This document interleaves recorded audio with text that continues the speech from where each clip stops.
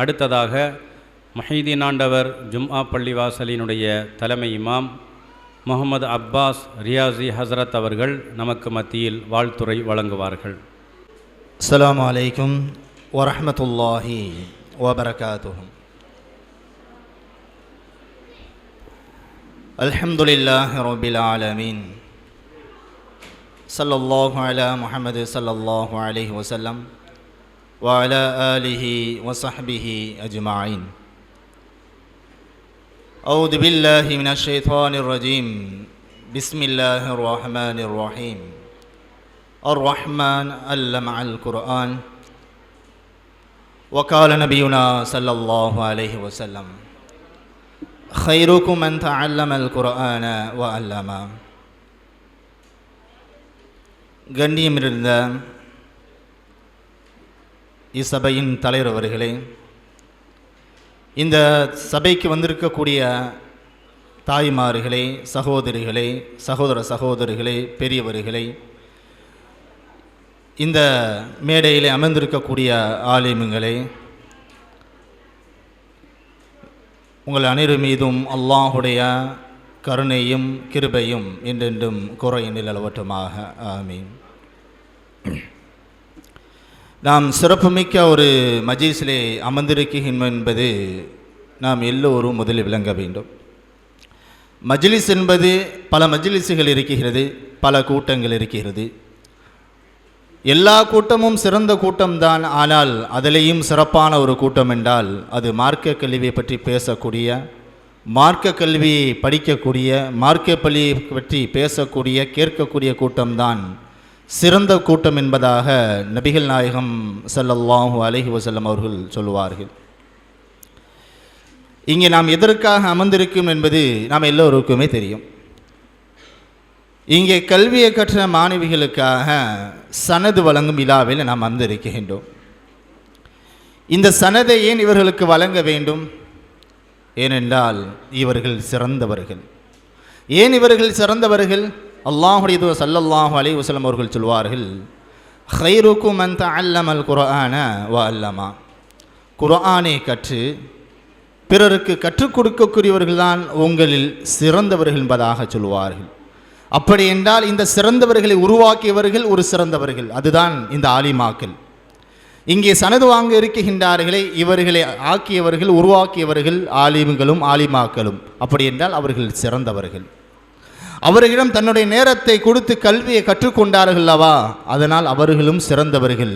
அப்படி என்றால் ஒருவன் கல்வியை கற்கின்றான், அதை கற்று பிறருக்கு சொல்லிக் கொடுக்கும் பொழுது அவன் சிறந்தவனாக ஆகின்றான் என்பதை நபிகள் நாயகம் ஸல்லல்லாஹு அலைஹி வஸல்லம் அவர்கள் சொல்லுவார்கள்.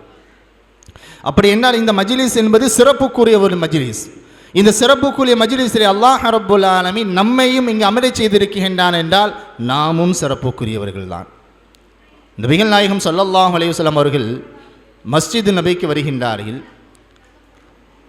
வந்து பார்த்தால் மஜ்லிஸில் பள்ளிவாசலிலே 2 கூட்டம் அமர்ந்திருக்கின்றார்கள். முதலாவது ஒரு கூட்டம் அல்லாஹ்வை பற்றியும் துஆ செய்து கொண்டும் இருக்கின்றார்கள்.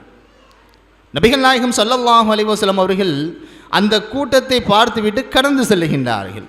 கடந்து சென்றால் இன்னொரு கூட்டம் அமர்ந்திருக்கின்றார்கள். அந்த கூட்டம் என்ன கூட்டம் என்றால் கல்வியை கற்று யாருக்கு தெரியவில்லை அவர்களுக்கு கற்றுக் கொடுத்து கொண்டிருக்கின்றார்கள். நபிகள் நாயகம் ஸல்லல்லாஹு அலைஹி வஸல்லம் அவர்கள் சொன்னார்கள், 2 கூட்டமும் சிறந்த கூட்டம்தான், 2 கூட்டமும் சிறந்த கூட்டம்தான். ஆனால் அதிலே சிறப்பான கூட்டம் ஒரு கூட்டம் என்றால் அது கல்வியை கற்று பிறருக்கு சொல்லிக் கொடுத்து கொண்டிருக்கின்றார் அல்லவா, இதுதான் சிறந்த கூட்டம் என்பதாக நபிகள் நாயகம் ஸல்லல்லாஹு அலைஹி வஸல்லம் அவர்கள் சொன்னது மட்டுமல்லாமல் அந்த மஜ்லிஸில் போய் அமர்கின்றார்கள். அப்படி என்றால் கல்வி எங்கே சொல்லிக் கொடுக்கப்படுகின்றதோ அங்கே நாம் அமர வேண்டும். குர்ஆன் ஒரு இடத்துல ஒருவன் குர்ஆன் ரஹ்மானை ஓதிக்கொண்டிருந்தால் அதை காதால் கேட்க வேண்டும். சூரத்துல் வாக்கியாவை ஒரு வீட்டில் ஓதப்பட்டால் அங்கே உள்ளவர்கள் அதை கேட்க வேண்டும். குர்ஆனை பற்றியும் கல்வியை பற்றியும் ஒரு இடத்திலே பயான் செய்யப்பட்டால் அங்கே சென்று அதை கேட்க வேண்டும். ஏனென்றால் கேட்பதை கொண்டும் கல்வி பெறுவார்கள் என்பது பெரியவருடைய அறிவுரை. ஆகவே கண்ணியத்துக்குரியவர்களே, நாம் கல்வியை தேடி செல்லும் போதுதான் தாலிபுல் இல்மாக இருக்க வேண்டும். கல்வியை தேடக்கூடிய மாணவனாக இருக்க வேண்டும். அப்படி கல்வியை யார் தேடுவார்களோ, கல்வியை கற்றுக்கொள்ள வேண்டும் தேடுவார்களோ, அவர்கள்தான் சிறந்தவர்கள். அப்படி என்றால் இந்த மாணவிகள் கல்வியை தேடி அவர்கள் வீடுகளிலிருந்து வந்து தன்னுடைய நேரத்தை கொடுத்து கல்வியை கற்றுக்கொண்டார்கள். அதனால் இவர்கள் சிறந்தவர்கள். இந்த சிறந்தவர்களுக்கு, அல்லாஹுடைய மார்க்கத்தை கற்றவர்களுக்கு நாம் எப்படி பாராட்டாமல் இருக்க முடியும்? அல்லாஹுடைய கல்வியை படித்திருக்கின்றார்கள். இது உலக கல்வி அல்ல, மார்க்க கல்வி. அல்லாஹுடைய கல்வியை கற்றவர்கள், அல்லாஹுடைய குர்ஆனுக்கு அர்த்தத்தை சொல்லக்கூடியவர்கள், ஹதீஸுக்கு விளக்கம் சொல்லக்கூடிய இந்த ஆலிமாக்களை பாராட்டாமல் இருந்தால் நாம் எப்படி இருக்க முடியும்? இவர்களை பாராட்டியாக வேண்டும். ஏன் அல்லாஹ் பாராட்டுகின்றான், நபிகள் நாயகம் ஸல்லல்லாஹு அலைஹி வஸல்லம் அவர்கள் பாராட்டுகின்றார்கள். அப்படி என்றால் சாதாரண மனிதர்கள் நாம் இவர்களை எப்படி பாராட்டாமல் இருப்பது? ஒரு மாணவியை, ஒரு மாணவனை உருவாக்க வேண்டும் என்றால் 3 நபர்கள் ஒத்துழைக்க வேண்டும். 3 நபருடைய ஒத்துழைப்பு இருந்தால் மட்டும்தான் ஒரு மாணவியோ ஒரு மாணவனோ அவன் ஆலிமாகவோ ஹாஃபிலாகவோ ஆலிமாக்களாகவோ ஆக முடியும். அதில் முதல் ஒத்துழைப்பு என்பது அவர்களுடைய பெற்றவர்கள். அவருடைய பெற்றோர்களுடைய ஒத்துழைப்பு இருந்து என் பிள்ளை ஓதி ஒரு ஆலிமாவாக ஆக வேண்டும், இந்த மார்க்கத்திற்கு, இந்த சமுதாயத்திற்கு என் பிள்ளை ஒரு இதாக இருக்க வேண்டும், கல்வியை சொல்லிக் கொடுக்க வேண்டும் என்ற ஆர்வம் அவருடைய தாய் தந்தைக்கு வர வேண்டும். சரி, தாய் தந்தைக்கு வந்துருச்சு, என்னுடைய பிள்ளை ஆலிமாக ஆக வேண்டும் என்ப அந்த ஆர்வம் என்பது தாய்க்கு வந்துவிட்டது, தந்தைக்கு வந்துவிட்டது. வந்துவிட்டால் மட்டும் போதுமா? இரண்டாவது, அந்த கல்வியை கற்கக்கூடிய ஆலிமாவுக்கு வர வேண்டும். நான் கல்வியை கற்க வேண்டும், நான் கல்வியை கற்க வேண்டும், இந்த சமுதாயத்திற்கு நான் ஏதாவது செய்ய வேண்டும் என்ற ஆர்வம் வர வேண்டும். சரி, ஆர்வம் வந்துருச்சு. தாய் தந்தைக்கும் ஆர்வம் வந்து விட்டது. தாய் தந்தையும் அவர்கள் ஒத்துழைத்து விட்டார்கள், பிள்ளையும் சரி என்று சொல்லிவிட்டார்கள். இப்பொழுது இருவரும் மட்டும் போதுமா என்று சொன்னால் அது மிக ஆகாது. அவர்களுக்கு கல்வியை சொல்லிக் கொடுக்கக்கூடிய ஒரு ஆசிரியர் தேவை. அவர்தான் ஆசிரியராக இருக்க வேண்டும். அந்த ஆசிரியரை பற்றி, அந்த ஆசிரியர் எப்படி இருக்க வேண்டும், இந்த 3 நபர்களும் ஒத்துழைக்கும் போதுதான் ஒரு மாணவன் ஆலிமாக, ஒரு மாணவி ஆலிமாவாக, ஒரு மாணவன் ஆலிமா ஹாஃபிலாக ஆகுவது, பட்டம் பெறுவது என்பது இந்த 3 வரும் ஒத்துழைக்க வேண்டும். அப்படி ஒத்துழைத்தால் மட்டும்தான் ஒரு மாணவன் ஹாஃபிலாக ஆக முடியும், ஒரு சிறுவன், ஒரு மாணவி ஆலிமாக ஆக முடியும் என்பதை நமக்கு குர்ஆன் கற்றுத்தருகின்றது. சரி, கல்வியை கற்றுக் கொடுக்கக்கூடியவர்கள் எப்படி இருக்க வேண்டும்? கல்வியை கற்றுக் கொடுக்கக்கூடியவர்கள் அல்லாஹ் சொல்கின்றான், அர் ரஹ்மான் அல்லம அல் குர்ஆன். அந்த அருளாளன் எனக்கு கற்றுக் கொடுத்தான் என்பதாக அல்லாஹ் ரப்புல் ஆலமீன் சொல்கின்றான். அப்படி என்றால் கல்வியை கற்றுக் கொடுக்கக்கூடியவர்கள் பொறுமையாளியாக இருக்க வேண்டும், இரக்கமுள்ளவர்களாக இருக்க வேண்டும் என்பதை அல்லாஹ் ரப்புல் ஆலமீன் அர் ரஹ்மான் அல்லம அல் குர்ஆன் என்பதாக சொல்கின்றான். அந்த அளவற்ற அருளாளன் தான் நமக்கு கல்வியை கற்றுக் கொடுத்தான் என்பதாக அல்லாஹ் சொல்லுகின்றான். அல் ஜப்பார் அல்லம அல் குர்ஆன் என்பதாக அல்லாஹ் சொல்லியிருக்கிறான். வல்லமை படைத்தவன் நான் இவர்களுக்கு குர்ஆனை கற்றுக் கொடு என்பதாக சொல்லியிருக்கலாம்.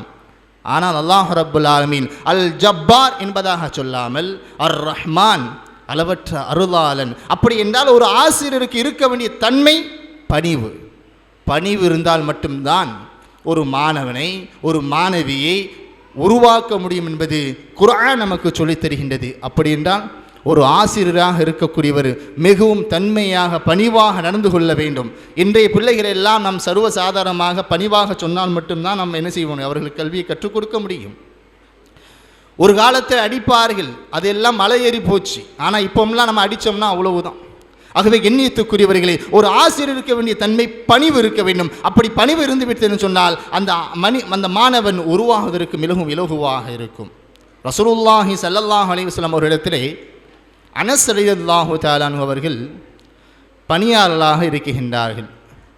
எத்தனை வருஷம்? 9 வருஷமாக இருக்கின்றார்கள். அனஸ் ரலியல்லாஹு அவர்கள் சொல்கின்றார்கள், நபிகள் நாயகம் ஸல்லல்லாஹு அலைஹி வஸல்லம் அவர்களிடத்திலே நான் 9 ஆண்டுகள் பணிவிடை செய்திருக்கின்றேன், ஒரு நாள் கூட என்னை சீ என்பதாக சொன்னது கிடையாது. இந்த ஹதீஸ் இந்த ஆலிமாக்களுக்கெல்லாம் தெரியும், இதை பலருக்கும் தெரிந்திருக்கலாம். சீ என்ற வார்த்தையை கூட ரசூலுல்லாஹி ஸல்லல்லாஹு அலைஹி வஸல்லம் அவர்கள் சொல்லவில்லை. அவர்கள் ஏன் இதை செய்தாய், ஏன் இதை செய்யவில்லை என்பதாகவும் கேட்கவில்லை என்பதாக அனஸ் ரலியல்லாஹு தஆலா அவர்கள் சொல்லுகின்றார்கள் என்றால், ஒரு ஆசிரியர் ரசூலுல்லாஹி ஸல்லல்லாஹு அலைஹி வஸல்லம் அவர்களை போன்று இருக்க வேண்டும். அப்படி இருந்த ஒரே காரணத்தினால்தான், அவர்கள் கருணையாலும் இருந்ததின் காரணமாகத்தான் சஹாபாக்கள் உருவானார்கள். இஸ்லாம் நம்ம வரைக்கும் வந்திருக்கிறது என்றால், செங்கோட்டை இந்த ஊருக்கு வந்திருக்கிறது என்றால், மேலூருக்கு இஸ்லாம் வந்திருக்கிறது என்றால் ரசூலுல்லாஹி ஸல்லல்லாஹு அலைஹி வஸல்லம் அவர்களின் நற்குணம்தான். அந்த குணம்தான் எல்லா சஹாபாக்களையும் இஸ்லாத்திற்கு கொண்டு வந்தது. காட்டு அரபி என்று சொல்லக்கூடிய கொடுங்கோலர்கள் எல்லாம் ரசூலுல்லாஹ் காலத்தே வாழ்ந்தார்கள். காட்டு அரபி என்று சொல்லக்கூடிய கொடுங்கோலர்கள், அவர்கள் என்ன வேண்டுமானாலும் செய்வார்கள். அப்படிப்பட்ட காட்டு அரபிகளை கூட அல்லாஹ்வுடைய ஸல்லல்லாஹு அலைஹி வஸல்லம் அவர்களுடைய குணத்தை கொண்டு இஸ்லாத்திற்கு ஒரு ஊரையை கூட்டி வந்தார்கள் என்றால், அதுதான் ரசூலுல்லாஹி ஸல்லல்லாஹு அலைஹி வஸல்லம் அவர்கள் குணம். ஆசிரியர் என்றால் இப்படி இருக்க வேண்டும். அப்படியெல்லாம் ஆசிரியர்கள் இருந்ததின் காரணமாகத்தான் இந்த ஹைராத்து நிசா என்று சொல்லக்கூடிய இந்த மதரசாவிலே இன்று 9 மாணவிகள் சனது வாங்க இருக்கின்றார்கள். இந்த 9 மாணவியும் சனது வாங்க வைத்தது இந்த ஆலிமாக்கள், இந்த ஆலிமுங்கள். அப்படி என்றால் பணிவாக இருந்து அவர்களுக்கு கல்வியை பொறுமையாக இருந்து ஒவ்வொரு ஹருஃபாக சொல்லிக் கொடுத்து ஒவ்வொரு லெவலுக்கும் அர்த்தம் வைத்து இந்த லெவலுக்கு இதுதான் அர்த்தம் என்பதாக சொல்லிக் கொடுத்து பொறுமையாக அவர்களுடைய நேரத்தையும் ஒதுக்கி அவர்கள் சாப்பிடாமலும் 1 மணிக்கு சாப்பிட வேண்டும் என்றால் கல்விதான் முக்கியம், 3 மணிக்கு நாளும் உணவை சாப்பிட்டுக் கொள்ளலாம் என்று எத்தனை ஆலிமாக்கள் எத்தனை ஆலிம்கள் உணவையும் தியாகம் செய்து கல்வியை கற்றுக் கொடுத்து இந்த ஹைராத்து நிசா மதரசாவை உருவாக்கி இருப்பார்கள் என்பதை நாம் முதலில் புரிந்து கொள்ள வேண்டும். இந்த விழாக்கள் கூடிக்கொண்டு இருக்கின்றது. இதெல்லாம் சர்வசாதாரணமாக நமக்கு தெரியும். ஏதோ ஒரு மஜ்லிஸை அறிவித்தார்கள், ஒரு மண்டபத்தை புக்கிங் செய்தார்கள், அதனால் கூட்டம் வந்தது, மேடைகள் அமைக்கப்பட்டது, அதனால் ஒரு நிகழ்ச்சி, அப்படி என்று நமக்கு தெரியும். அது அல்ல.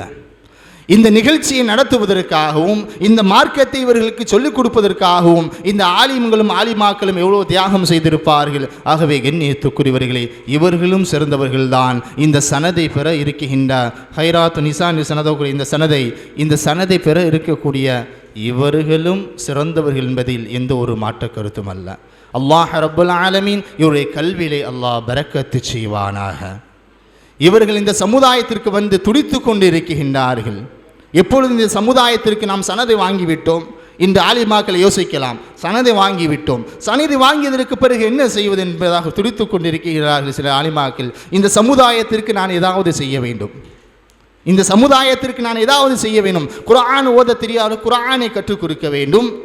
குர்ஆனுடைய விளக்கம் தெரியாதவர்களுக்கு குர்ஆனுடைய விளக்கத்தை சொல்லிக் கொடுத்து குர்ஆனுடைய வரலாறு இவர்களுக்கு தெரிய வைக்க வேண்டும். குர்ஆன் சுன்னாவின்படி இவர்களை வளரச் செய்ய வேண்டும் என்பதாக எத்தனை ஆலிமாக்கள் இன்று சனது வாங்கக்கூடியவர்கள் துடித்து கொண்டிருக்கின்றனர் என்பது நமக்கு தெரியாது. ஆகவே அவர்கள் அப்படி துடித்து கொண்டுதான் இருக்க வேண்டும் என்பதை நான் இந்த மேடையில் சொல்லுவேன். ஏனென்றால் இன்றைய சமுதாயத்திற்கு நான் எப்போதும் ஹஜரத் மஹபூப் அன்சாரி ஹஜரத் இடத்தில் பேசும் பொழுது அவர்களிடத்திலே 3 முறை பேசியிருக்கின்றார்கள். இந்த ஊருக்கு வந்து நான் 3 மாதங்கள் ஆகின்றது. இந்த 3 மாதங்களில் நான் 3 முறையும் அவர்களிடத்தை பேசும்போது பேசக்கூடிய வார்த்தை என்ன தெரியுமா? நான் பெண்கள் மதரசா நடத்துகின்றேன், அங்குள்ள ஆலிமாக்களை உருவாக்க வேண்டும், இங்கு இந்த ஊரை ஒரு இல்மு நிறைந்த ஊராக ஆக்க வேண்டும். நான் இப்போது பள்ளிவாசலை தொழ வைக்கின்றேன், இந்த பள்ளிவாசலையும் இல்மு நிறைந்த ஊராக பள்ளிவாக நான் ஆக்க வேண்டும் என்பதாக எப்பொழுதும் பேசுவார்கள். அவர்கள் எப்போது பேசினாரும் அவர்கள் 100 வார்த்தை பேசினார்கள் என்றால் அதில் 99 வார்த்தை மதரசாவை பற்றி தான் இருக்கும். அப்படி என்றால் அப்படியெல்லாம் அவர்கள் பேசப்பை தான் இன்றைக்கு இந்த மண்டபத்தில் நாம் ஒன்று கூடியிருக்கின்றோம். இன்று இந்த 9 ஆலிமாக்கள் வந்துவிட்டார் என்பதாக நாம் சாதாரணமாக நினைக்கலாம். இந்த 9 ஆலிமாக்களை உருவாக்குவதற்கு மஹபூப் அன்சாரி ஹஜரத் அவர்களும் அதே போன்று இதை சார்ந்த நிர்வாகிகளும் எவ்வளவு இது நிறத்தை கொடுத்திருப்பார் என்பதை நாம் முதலில் விளங்க வேண்டும். ஆகவே கண்ணியத்துக்குரியவர்களே, அல்லாஹ் ரப்புல் ஆலமீன் இந்த கல்வியை கற்றி வெளியேறக்கூடிய இந்த பெண்களுக்கு, இந்த ஆலிமாக்களுக்கு அல்லாஹ் ரப்புல் ஆலமீன் செல்ல செழிப்பையும் அல்லாஹ் தந்தருள்வானாக, இல்மிலே பரக்கத்து செய்வானாக. படித்த கல்வியின்படி நடத்துவதற்கு அல்லாஹ் ரப்புல் ஆலமீன் அவர் அனைவருக்கும் தௌஃபீக்கு செய்வானாக. இந்த மதரசா, இந்த பள்ளிவாசல், இந்த மதரசா ஹைராத் நிசா, இந்த மதரசா அல்லாஹ் ரப்புல் ஆலமீன் கியாமத் நாள் வரைக்கும் நடத்துவதற்கு அல்லாஹ் கிருபை செய்வானாக. இந்த மதரசாவுக்குள்ளே இருந்து பல ஆலிமாக்கள் வெளியேறுவதற்கும் பல ஹாஃபில் பெண்மணிகள் வெளியேறுவதற்கும் அல்லாஹ் கிருபை செய்து தந்தருள்வானாக. இந்த மஜ்லிஸை அல்லாஹ் ரப்புல் ஆலமீன் புரிந்து கொள்வானாக. இந்த மஜ்லிஸின் பொருட்டா நம்முடைய பாவங்களை அல்லாஹ் மன்னித்து நம்முடைய ஹலாலான ஹாஜத்துகள் தேவைகள் எல்லாவற்றையும் அல்லாஹ் ரப்புல் ஆலமீன் நிறைவேற்றி தந்தருள்வானாக. அல்லாஹ் ரப்புல் ஆலமீன் இதே போன்ற கூட்டத்தில் நாம் கூடக்கூடிய மக்களாக அல்லாஹ் ஆக்குவானாக. அதே போன்று இந்த கல்வியை கற்கக்கூடிய ஆர்வம் உள்ள பிள்ளைகளாக நம்முடைய பிள்ளைகளையும் அல்லாஹ் ஆக்கி அருள் புரிவானாக. அகூலி கௌலி ஹாதா வஸ்தக்ஃபிருல்லாஹி லி வலக்கும். அஸ்ஸலாமு அலைக்கும் வரஹ்மத்துல்லாஹி வபரகாத்துஹு. வாழ்த்துறை வழங்கிய மஹீதீன் ஆண்டவர் ஜும்மா பள்ளிவாசல் ஜமாத்தினுடைய பள்ளியினுடைய தலைமை இமாம் அப்பாஸ் ரியாசி ஹஸ்ரத் அவர்களுக்கு நமது நன்றியை தெரிவித்துக் கொள்கின்றோம். நமது மதரசாவின் வரலாற்று ஆசிரியர் அவர்கள் பொன்னாடை போர்த்தி கௌரவிப்பார்கள். அல்லாஹு அக்பர். அடுத்ததாக தஞ்சாவூர் பள்ளிவாசல் ஜமாத்தினுடைய தலைவர் மொஹிதீன் பிச்சர் அனிதா ஸ்டோர் அவர்களுக்கு நமது ஆசிரியர் பொன்னாடை போர்த்தி கௌரவிப்பார்கள். அல்லாஹு அக்பர். அடுத்ததாக தஞ்சாவூர் பள்ளி ஜமாத்தை சார்ந்த செயலாளர் அவர்களுக்கு நமது வரலாற்று ஆசிரியர் பொன்னாடை போர்த்தி கௌரவிப்பார்கள். அடுத்ததாக தஞ்சாவூர் பள்ளியினுடைய ஜமாத்தினுடைய பொருளாளர் அவர்களுக்கு பொன்னாடை போர்த்தி கௌரவிப்பார்கள்.